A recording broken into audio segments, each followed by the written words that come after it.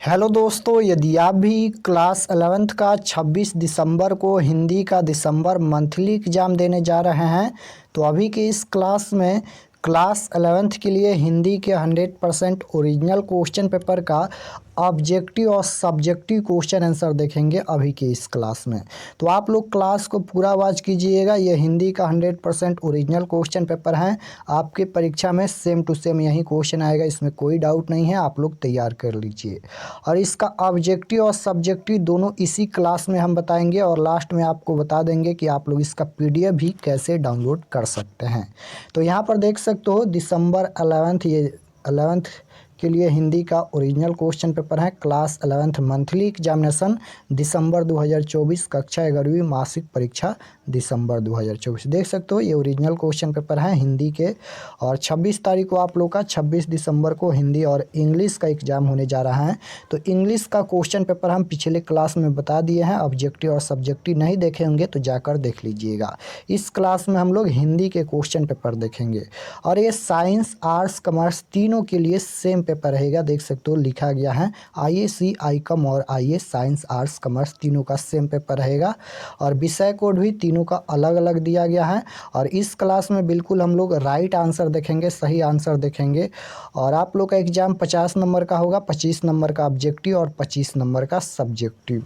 समय मिलेगा 1 घंटा 30 मिनट का। तो चलिए सबसे पहले हम लोग ऑब्जेक्टिव क्वेश्चन देख लेते हैं, उसके बाद इसी क्लास में इसका सब्जेक्टिव क्वेश्चन आंसर भी देखेंगे। तो आप लोग क्लास को पूरा वॉच कीजिएगा। और यहाँ पर देख सकते हो ये क्वेश्चन का क्वालिटी भी अच्छा है, आप लोग को दिखाई दे रहा होगा। और चैनल पर नए होंगे तो चैनल को ज़रूर सब्सक्राइब कर लीजिएगा ताकि आने वाले नेक्स्ट क्लास आपके पास ज़रूर पहुँचे।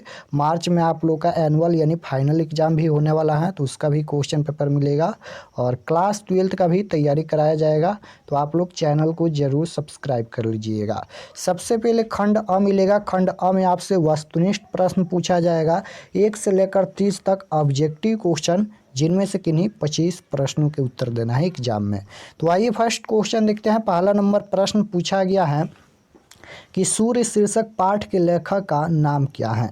बताना है फर्स्ट क्वेश्चन में कि सूर्य शीर्षक पाठ के लेखक का नाम क्या है, नाम पूछा गया है। तो बिल्कुल राइट आंसर क्या हो जाएगा, Harishankar Parsai. Option number D correct answer होगा फर्स्ट क्वेश्चन का। क्वेश्चन नंबर 2 पूछा गया है कि भक्त कवि कबीर ने तुर्क शब्द का प्रयोग किसके लिए किया है। भक्त कवि कबीर ने तुर्क शब्द का प्रयोग किसके लिए किया है, तो मुसलमान के लिए किया है। Option number B correct answer होगा। क्वेश्चन नंबर 3 पूछा गया है यहाँ पर कि निम्न में से किस साहित्यकार ने विश्व शांति सम्मेलन में भारतीय प्रतिनिधि मंडल के सदस्य के रूप में सोवियत रूस की यात्रा की। तो करेक्ट आंसर क्या हो जाएगा, भारतेंदु हरिश्चंद्र ने। Option number D correct answer होगा। क्वेश्चन नंबर 4 पूछा गया है यहाँ पर।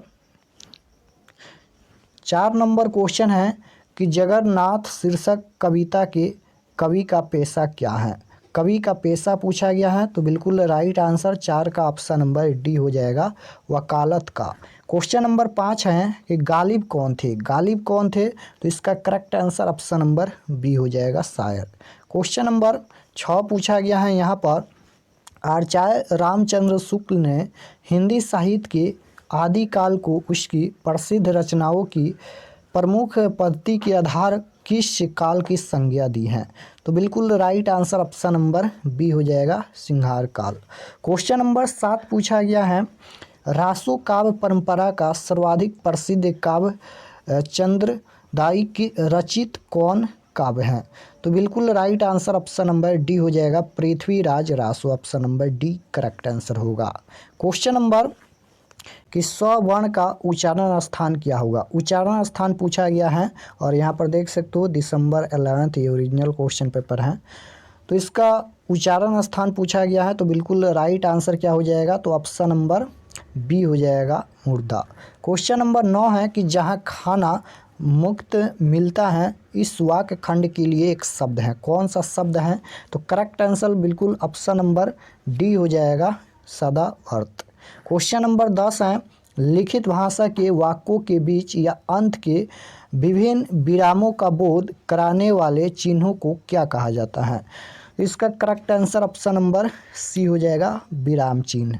क्वेश्चन नंबर 11 है, रचना की दृष्टि से वाक्य के कितने भेद हैं? रचना की दृष्टि से वाक्य के कितने भेद हैं? तो बिल्कुल राइट आंसर 3 हो जाएगा, ऑप्शन नंबर बी।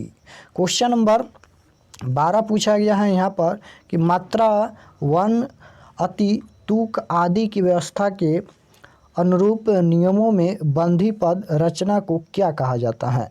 तो बिल्कुल right answer option number A हो जाएगा, छंद। क्वेश्चन नंबर 13 है कि जहाँ वर्णों की एक या अनेक बार आवृत्ति हो वहाँ कौन अलंकार होता है? कौन अलंकार होता है? तो इसका correct answer option number C हो जाएगा, बिल्कुल राइट आंसर सी होगा, अनुप्रास। क्वेश्चन नंबर 14 है, कर्ता के ने परसग का प्रयोग होने पर क्रिया की लिंग और वचन किसके अनुसार हो जाते हैं? तो बिल्कुल right answer option number A हो जाएगा, कर्ता के अनुसार। कर्ता ने कर्म को करण से यहाँ पर ने है तो कर्ता हो जाएगा, option number A. Question number 15 पूछा गया है कि निम्न में शुद्ध वाक्य कौन है? पूछा गया है कि इनमें शुद्ध वाक्य कौन है? तो शुद्ध वाक्य हो जाएगा, मैं आपका दर्शन करने आया हूँ। बिल्कुल right answer option number B हो जाएगा। क्वेश्चन नंबर 16 की ओर चलते हैं। 16 नंबर प्रश्न यहाँ पर पूछा गया है कि निम्न में शुद्ध शब्द हैं। यहाँ पर शुद्ध शब्द पूछा गया है तो इसका राइट आंसर क्या हो जाएगा, राजनीति, option number D. Question number 17 है कि निम्नलिखित में बहुब्रीहि समास का एक उदाहरण है। 17 नंबर प्रश्न पूछा गया है कि निम्नलिखित में बहुब्रीहि समास का उदाहरण कौन है? तो बिल्कुल राइट आंसर हो जाएगा, बीना पानी, ऑप्शन नंबर ए बिल्कुल राइट आंसर होगा। 18 नंबर क्वेश्चन है, नमस्कार शब्द का संधि विच्छेद क्या होगा? संधि विच्छेद बताना है तो इसका करेक्ट आंसर क्या हो जाएगा, संधि विच्छेद नमः प्लस कार हो जाएगा, ऑप्शन नंबर सी। और 19 नंबर क्वेश्चन है, गणेश शब्द का निम्न में कौन पर्यायवाची शब्द है? तो इसका राइट आंसर हो जाएगा मोददाता, option number B. Question number 20 पूछा गया है यहाँ पर। 20 नंबर क्वेश्चन है कि सिर पर सवार होना मुहावरा का क्या अर्थ है? सिर पर सवार होना मुहावरे का अर्थ बताना है तो पीछे पड़ना, option number A correct answer होगा। क्वेश्चन नंबर 21 है, आगे नाथ ना पीछे पगहा लोकोकिंत का अर्थ क्या है? तो बिल्कुल राइट आंसर हो जाएगा, किसी तरह की जिम्मेवारी का न होना, option number B correct answer होगा। क्वेश्चन नंबर 22 पूछा गया है कि भक्त कवित्री मीरा ने कृष्ण को क्या माना है? तो बिल्कुल राइट आंसर डी हो जाएगा, अपना प्रेमी और पति माना है। क्वेश्चन नंबर 23 पूछा गया है यहाँ पर। 23 है कि एक दीक्षांत भाषण शीर्षक पाठ के अनुसार मंत्री जी अपने भाषण में छात्रों को किसमें भाग लेने से मना किया?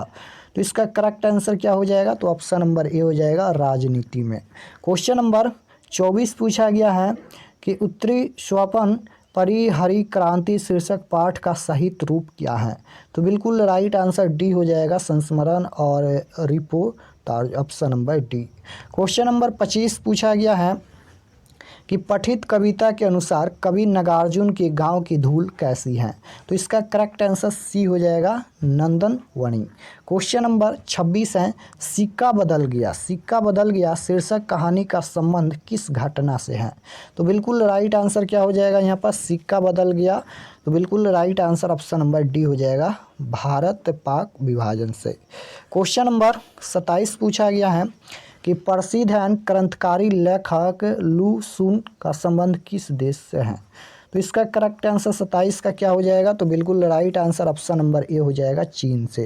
क्वेश्चन नंबर 28 है, झंकार शीर्षक कविता में किसके नाचने का उल्लेख है? तो इसका करेक्ट आंसर बिल्कुल ऑप्शन नंबर ए हो जाएगा यहाँ पर, प्रकृति। 29 नंबर क्वेश्चन है कि नेपथ्य शब्द का क्या अर्थ होता है? तो इसका करेक्ट आंसर 29 का क्या हो जाएगा, तो ऑप्शन नंबर बी हो जाएगा, पर्दे के पीछे। क्वेश्चन नंबर 30 पूछा गया है, यहाँ पर देख सकते हो 30 नंबर क्वेश्चन है कि फिल्म के अधिकतर अंश को एक ही दृष्टिकोण से न दिखाकर तोड़ कर विभिन्न दृष्टिकोण से दिखाया, इन खंडों को क्या कहा जाता है? तो बिल्कुल राइट आंसर 30 का क्या हो जाएगा, ऑप्शन नंबर ए हो जाएगा, शार्ट्स कहा जाता है। क्वेश्चन नंबर 30 का correct answer option number A हो जाएगा। तो यहाँ पर हम लोग क्लास 11th के हिंदी के टोटल 30 क्वेश्चन देखे हैं, जिनमें से आपके एग्जाम में 25 प्रश्नों का ही उत्तर देना है। तो चलिए सब्जेक्टिव क्वेश्चन भी देख लेते हैं इसी क्लास में। आप लोग क्लास को पूरा वॉच कीजिएगा, लास्ट में हम बताएंगे कि कैसे आप लोग PDF को भी डाउनलोड कर सकते हैं। और चैनल पर नए होंगे चैनल को ज़रूर सब्सक्राइब कर लीजिएगा। चलिए खंड अ के बाद खंड ब पर चलते हैं। खंड अ के बाद खंड ब मिलेगा। खंड ब में आपसे विषयनिष्ठ प्रश्न पूछा गया है। सबसे पहले लघु उत्तरीय प्रश्न पूछा गया है और यहाँ पर देख सकते हो 11th मंथली एग्जाम, ये ओरिजिनल क्वेश्चन पेपर है। और फर्स्ट नंबर क्वेश्चन में बोला गया है कि निम्नलिखित प्रश्नों में से किन्हीं 5 प्रश्नों के उत्तर दे। निम्नलिखित प्रश्नों में से किन्हीं 5 प्रश्नों के उत्तर देना है और प्रत्येक के लिए 2 अंक निर्धारित हैं। तो क्वेश्चन नंबर 1 का 1 नंबर क्वेश्चन पूछा गया है कि लेखक भोला पासवान शास्त्री के अनुसार वियतनामी भाषा में हांग, खोंग और हु सेन का क्या अर्थ है। उसके बाद 2 नंबर पूछा गया है कि संत कवित्री सहजोबाई ने अपने पद में किन 5 चोरों की ओर संकेत किया है। उसके बाद 3 नंबर है कि लेखक कुमार गंधर्व के अनुसार ताल त्रिताल क्या है। उसके बाद है 4 नंबर कि कवि त्रिलोचन का मूल नाम क्या है और वह किस काव्यधारा के एक प्रमुख कवि हैं। उसके बाद है कि एक दीक्षांत भाषण शीर्षक पाठ के अनुसार यदि मंत्री को दीक्षांत भाषण के लिए नहीं बुलाया जाता है। इस तरह से क्वेश्चन है। उसके बाद यहाँ पर देखिए ये क्वेश्चन नंबर 6 पूछा गया है कि तोड़ती पत्थर शीर्षक कविता के अनुसार मजदूर रानी की शारीरिक बनावट कैसी थी। उसके बाद है यहाँ पर 7 नंबर है भारत दुर्दशा शीर्षक कविता में भारत माई से कवि भारतेंदु का तात्पर्य क्या है। उसके बाद भारत भाई लिखा गया है यहाँ पर। उसके बाद है कि आंखों देखा गद्दर शीर्षक पाठ के अनुसार युद्ध काल में रानी किस वेश में थी। उसके बाद है 9 नंबर उपमा अलंकार से आप क्या समझते हैं। उसके बाद 10 नंबर है महापंडित राहुल संस्कृत्यायन ने हिंदी का प्रथम कवि किसे माना है। तो 10 तक क्वेश्चन है जिनमें से 5 का ही आंसर देना है। उसके बाद दीर्घ उत्तरीय प्रश्न पूछा गया है। यहाँ पर देख सकते हो क्वेश्चन नंबर 2 में बोला गया है कि निम्नलिखित प्रश्नों में से किन्हीं 3 प्रश्नों के उत्तर दे, प्रत्येक के लिए 5 अंक निर्धारित हैं। तो पहला नंबर क्वेश्चन है पूस की रात शीर्षक कहानी के आधार पर स्पष्ट करे कि यह कहानी भारतीय किसान के मजदूर बनने त्रासदी की ओर संकेत करती हैं। उसके बाद है कि कवि विधापति ब्रीही नायिका से क्या कहते हैं और उनके कथन का क्या महत्व है। उसके बाद है कि जगन्नाथ शीर्षक कविता में प्रश्नवाचक चिन्हों का प्रयोग बहुत है, उसकी सार्थकता पर विचार कीजिए। उसके बाद है कि वेदों में सूर्य के संबंध में क्या कहा गया है, पठित पाठ के आधार पर उत्तर दे। उसके बाद है कि प्रसंग व्याख्या करे। तो इतना प्रश्न पूछा गया है जिनमें से किन्हीं 3 प्रश्नों का ही उत्तर देना है। चलिए इसका उत्तर भी हम दिखा देते हैं। तो यहाँ पर देख सकते हो ये लघु उत्तरीय प्रश्न का यहाँ पर आंसर लिखा गया है। ये लघु उत्तरीय प्रश्न का क्वेश्चन नंबर 1 का 1 नंबर का उत्तर लिखा गया है कि भोला पासवान शास्त्री ने मेरी वियतनाम यात्रा नामक यात्रा वृत्तांत लिखा था। यह पाठ उनकी वियतनाम यात्रा के बाद लिखा गया था। भोला पासवान शास्त्री एक स्वतंत्रता सेनानी पत्रकार हैं और लोकप्रिय राजनेता थे। वे 1942 के राष्ट्रीय आंदोलन में भी शामिल थे। वे 1968 में पहली बार बिहार के मुख्यमंत्री बने थे और उनका कार्यकाल केवल 3 महीने तक चला था। तो क्वेश्चन नंबर 1 का 1 नंबर का आंसर यहाँ तक लिखना है। और अभी हम आपको बताएंगे कि आप लोग इसका PDF कैसे डाउनलोड कर सकते हैं। उसके बाद 2 नंबर का आंसर लिखा गया है यहाँ पर कि संत कवित्री सहजोबाई ने अपने पद में मोह माया के 5 चोरों की ओर संकेत किया। भावनाओं का बंधन मोह माया है। तो इस तरह से इसका आंसर लिखना है। उसके बाद 3 नंबर का आंसर लिखना है कि इन सब का श्रेय लता को ही है। इस प्रकार उसने नई पीढ़ी के संगीत को संस्कारित किया है और सामान्य मनुष्य में संगीत विषयक अभिरुचि पैदा करने में बड़ा हाथ बटाया है। तो इसका आंसर यहाँ तक लिखना है। उसके बाद 4 नंबर का आंसर लिखना है। देख सकते हो कि उत्तर प्रदेश के सुल्तानपुर ज़िले में 20 अगस्त 1917 को जन्मे त्रिलोचन शास्त्री का मूल नाम वासुदेव सिंह था। हिंदी कविता के प्रगतिशील त्रयी के 3 स्तंभों में से एक थे। कवि त्रिलोचन शास्त्री दिगंत और गुलाब और बुलबुल कवि त्रिलोचन शास्त्री के 2 प्रसिद्ध काव्य माना जाता है। तो इसका आंसर यहाँ तक लिखना है।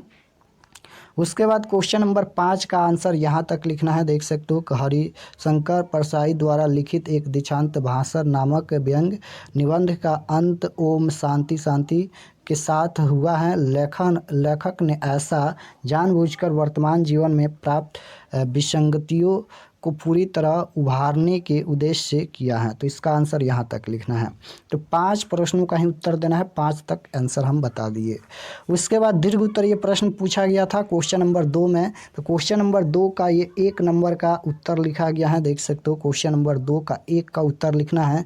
लेखक मुंशी प्रेमचंद्र की पूस की रात कहानी के कथानायक से यह बिल्कुल स्पष्ट है कि यह एक भारतीय किसान के मजदूर बनने की त्रासदी का मार्मिक वर्णन है। हल्कू, जो कि एक बहुत ही गरीब किसान है, कृषि में कड़ी मेहनत करता है, फिर भी उसे भरपेट भोजन नहीं मिल पाता था। किसी तरह उसने कुल 3 रुपये बचाकर सर्दी से बचने के लिए कंबल खरीदा। तो इसका आंसर यहाँ तक लिखना है। उसके बाद क्वेश्चन नंबर 2 का 2 नंबर का आंसर यहाँ तक लिखना है। दूसरे पदों में कवि ने ऐसी नायिका का वर्णन करा है जो जन्मांतर से अपने प्रियतम के रूप में पान करके भी अपने आप को अतृप्त ही महसूस करती हैं। तो इसका आंसर यहाँ तक लिखना है। उसके बाद क्वेश्चन नंबर 2 का 3 नंबर का आंसर लिखना है कि सूर्य को वेदों में जगत की आत्मा कहा गया है। समस्त चराचर जगत की आत्मा सूर्य ही है। सूर्य से ही पृथ्वी पर जीवन है। यह आज एक स्वर्णाम सत्य है। वैदिक काल में आर्य सूर्य को ही सारे जगत का कर्ता धर्ता मानते थे। तो इसका आंसर यहाँ तक लिखना है। तो हम सभी प्रश्न का आंसर बता दिए। 3 प्रश्न का आंसर देना है। दीर्घ उत्तरीय प्रश्न में 3 का आंसर हम बता दिए। उसके बाद लघु उत्तरीय प्रश्न में 5 का आंसर बताना है। 5 तक आंसर बता दिए। और अगर आप लोग इस चैनल पर नए होंगे तो चैनल को ज़रूर सब्सक्राइब कर लीजिएगा। आप लोग का मार्च में फाइनल एग्ज़ाम होने वाला है, एनुअल एग्ज़ाम, तो आप लोग चैनल को ज़रूर सब्सक्राइब कर लीजिएगा। और चलिए हम आपको बताते हैं कि आप लोग इसका सब्जेक्टिव क्वेश्चन कैसे डाउनलोड कर सकते हैं पीडीएफ में। तो इसका ऑब्जेक्टिव और सब्जेक्टिव क्वेश्चन आंसर डाउनलोड करने के लिए गूगल पर चले आना है और आपको सर्च करना है आरके एक्सपर्ट क्लासेस। यहाँ पर देख सकते हो इसी चैनल का नाम आपको गूगल में सर्च करना है आरके एक्सपर्ट क्लासेस। तो जैसे ही सर्च करेंगे आरके एक्सपर्ट क्लासेस तो आपके सामने ये फर्स्ट पेज आएगा आरके एक्सपर्ट क्लासेस का। यहाँ पर देख सकते हो, इस पर आपको क्लिक करना है। तो चलिए हम क्लिक करते हैं। जैसे ही क्लिक करेंगे ये ओपन हो जाएगा और इसको एक बार रिफ़्रेश कर दीजिएगा। इस तरह से आपको एक बार रिफ़्रेश कर देना है ताकि क्वेश्चन पेपर अपडेट हो जाए। रिफ़्रेश करने के बाद आपको नीचे आना है क्लास 11th के सेक्शन में। तो यहाँ पर देख सकते हो ये क्लास 11th का सेक्शन है और इसमें सभी सब्जेक्ट का क्वेश्चन पेपर दिया गया है। तो जैसे आप लोग का हिंदी का डाउनलोड करना है या फिर इंग्लिश का डाउनलोड करना है, आप लोग क्लिक करके डाउनलोड कर सकते हैं। तो चलिए हम हिंदी को दिखा देते हैं। तो यहाँ पर क्लिक कीजिए 26 दिसंबर 11th Hindi original question paper 2024, इस पर आपको क्लिक करना है। तो जैसे ही क्लिक करेंगे, क्लिक करने के बाद ये ओपन हो जाएगा और इसको भी एक बार रिफ़्रेश कर दीजिएगा। इस तरह से आपको एक बार रिफ़्रेश कर देना है। रिफ़्रेश करने के बाद आपको नीचे आना है। तो ये परीक्षा के लिए एक एक जानकारी लिखा गया है, आप लोग इसे पढ़ लीजिएगा। और पढ़ने के बाद नीचे आएंगे तो यहाँ पर देख सकते हो सब्जेक्ट ये हिंदी का पेज खुला है और आप लोग का हिंदी और इंग्लिश का एग्ज़ाम डेट 26 दिसंबर को होने वाला है। और अगर आप लोग व्हाट्सएप ग्रुप ज्वाइन नहीं किए हैं तो आप लोग ज्वाइन पर क्लिक करके व्हाट्सएप ग्रुप ज्वाइन कर लीजिएगा। उसके बाद नीचे आएंगे तो यहाँ पर देख सकते हो ये क्वेश्चन पेपर लगाया गया है, 100% ओरिजिनल क्वेश्चन पेपर है। आप लोग एग्ज़ाम में मिला लीजिएगा, यही क्वेश्चन आएगा। तो ये क्वेश्चन फर्स्ट क्वेश्चन आप लोग मिला लीजिएगा ये क्वेश्चन। और इसी का ओरिजिनल क्वेश्चन पेपर का 1 से लेकर 30 तक का ऑब्जेक्टिव क्वेश्चन आंसर यहाँ पर अपडेट कर दिया गया है। जैसे 1 नंबर का आंसर डी होगा, 2 का बी होगा, 3 का ए होगा, 4 का डी होगा। इस तरह से 1 से लेकर 30 तक का ऑब्जेक्टिव क्वेश्चन आंसर यहाँ पर देख सकते हो आपके सामने अपडेट कर दिया गया है, जिनमें से 25 प्रश्नों का ही उत्तर देना है एग्जाम में। तो आप लोग 25 प्रश्न बना लीजिएगा। ऑब्जेक्टिव के बाद नीचे आएंगे तो यहाँ पर देख सकते हो सब्जेक्टिव क्वेश्चन पीडीएफ, डाउनलोड पर क्लिक करके आप लोग इसका सब्जेक्टिव क्वेश्चन भी डाउनलोड कर सकते हैं। उसी प्रकार से इंग्लिश का भी डाउनलोड करना है तो देख सकते हो 11th English original question paper 2024, इस पर क्लिक करके आप लोग इंग्लिश का भी क्वेश्चन पेपर डाउनलोड कर सकते हैं। तो यहाँ से आकर आप लोग क्वेश्चन पेपर डाउनलोड कर लीजिएगा। चलिए हम क्वेश्चन पर चलते हैं।